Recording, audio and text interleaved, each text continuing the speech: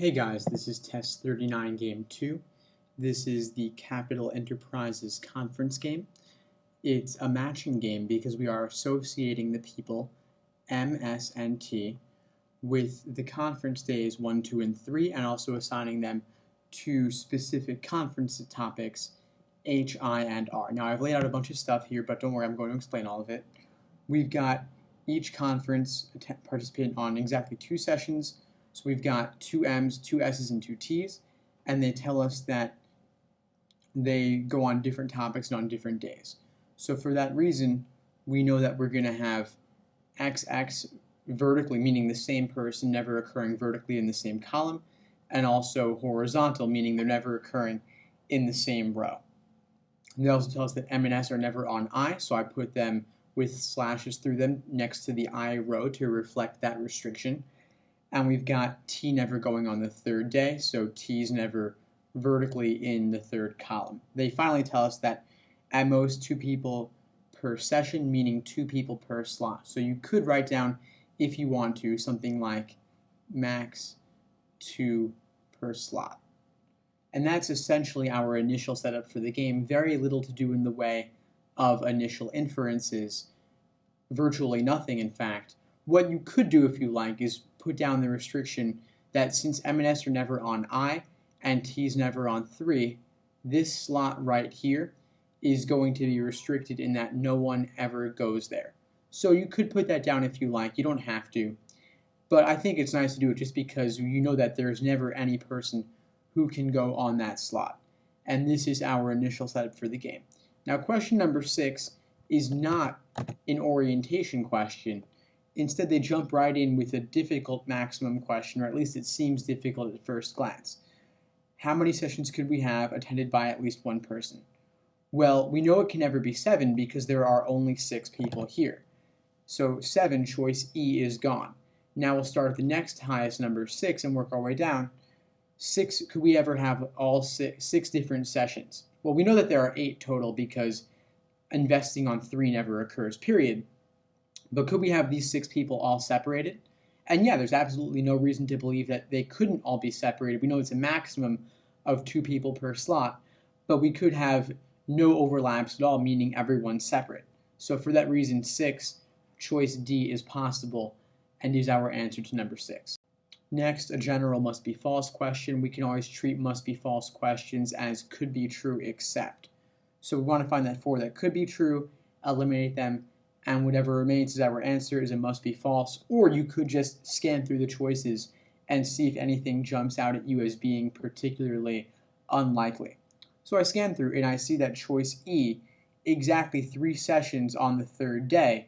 We automatically know that it's impossible because we can never have T on day 3. So for that reason, at most on day 3 we could have one of M or S on H and then the other one of M or S on R. So this checks out, making choice E our answer for number 7. I will look at the rest though.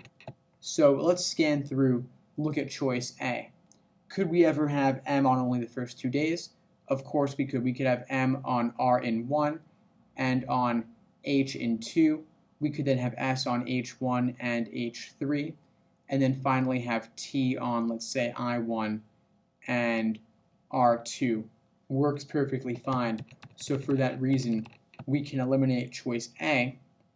Looking at choice B, S in only the last 2 days, of course that works out fine as well. We could have S on R2 and H3, have M on R1 and H2, and then have T on H1 and I2. That also works perfectly fine, and of course, by the way, was also reconfirming choice A. So for that reason, B is eliminated. Next, choice C, exactly 2 people together on day 2. So we could put down M and T together on the same slot, as that is possible, on 2, then have S split apart on 1 and 3, and then have M and T together on H and I on 1. This diagram also works perfectly fine, proving that it's possible to have only 2 people on day 2 and have them together. So for that reason, choice C is eliminated.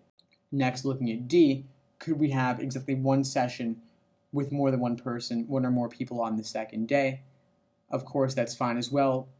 The previous diagram proved that also, so D is gone as it works, leaving E as our answer for number 7. Next, number 8, 2 sessions on the 3rd day. So automatically we know it's not going to be investing, it's going to be H or R. So I'm going to put M/S and S/M on day 3, as we know that's what's happening here. Now they're just asking us general must be true question. We could scan through the choices to see what jumps out, if anything, and of course choice C, M and S not going together at all. That must be the case, because let's suppose we had, for example, M on 3 and S on 3.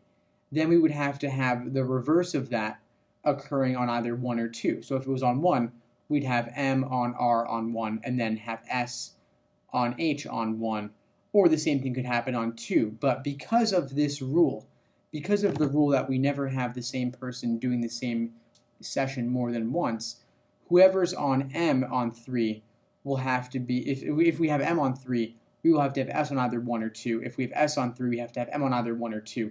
We can't have S go on 3 multiple times, on R multiple times, and we cannot have M go on H multiple times. So for that reason, if M and S are separated once, they will have to be separated again in the same way. So for that reason, choice C is our answer to number 8. Next, number 9, a could be true except question. So we can run through the choices, eliminating everything that could be true, and whatever remains is our must be false and will be our answer to number 9. So scanning through the choices, every session attended by at least 1 is attended by exactly 1. That's going back to number 6, question 6, with a maximum number of 6 sessions, a case in which we separate everyone. There's no overlap, and of course, as we've seen from some of the examples that I've drawn, it's perfectly possible to have everyone separated and no overlap on any particular session day. So for that reason, choice A is eliminated.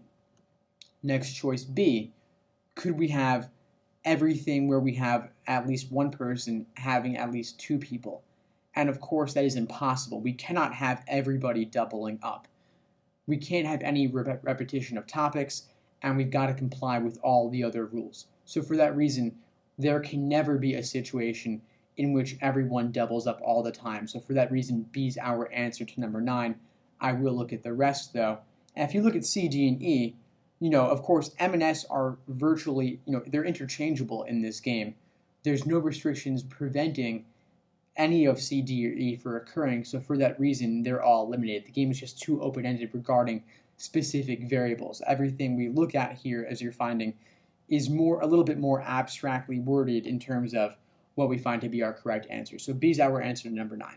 Next, number 10, if we have all 3 sessions on day 1 attended by 1 or more people, of course that means we're going to have T on I, since M or S is never on I, and then M and S are separated on H and R.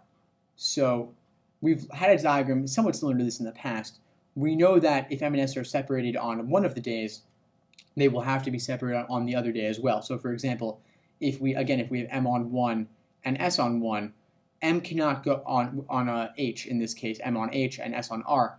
If M's on H on slot 1, M will have to be on R in slot 2 or slot 3, and if S is on 1 with R here, S will have to be on H in slot 2 or slot 3, so they will not be able to occur together at all since they didn't occur together in the past on the same day. So for that reason, choice A is our answer to number 10. We can't have any repetitions of topics. Next, number 11, if M and T are the only people to attend a session on the first day. So if they're together on day 1, in some layout, we don't know exactly what that will be. I'm just placing them below day 1 here. They're asking us another could be true except question. So because M was not with S on 1, of course, M will not be able to go together with S on exactly 2 sessions. One of the M's has already been used. S will either be on H2 and then on R3, or S will be on, R on 2, and then S would be with H on 3. S will be on either H2 R3 or R2 H3, but of course, we've already used up one of the M's on day 1, so for that reason, we're not going to be able to have M and S together in both times ever. So for that reason, choice A is our answer to number 11.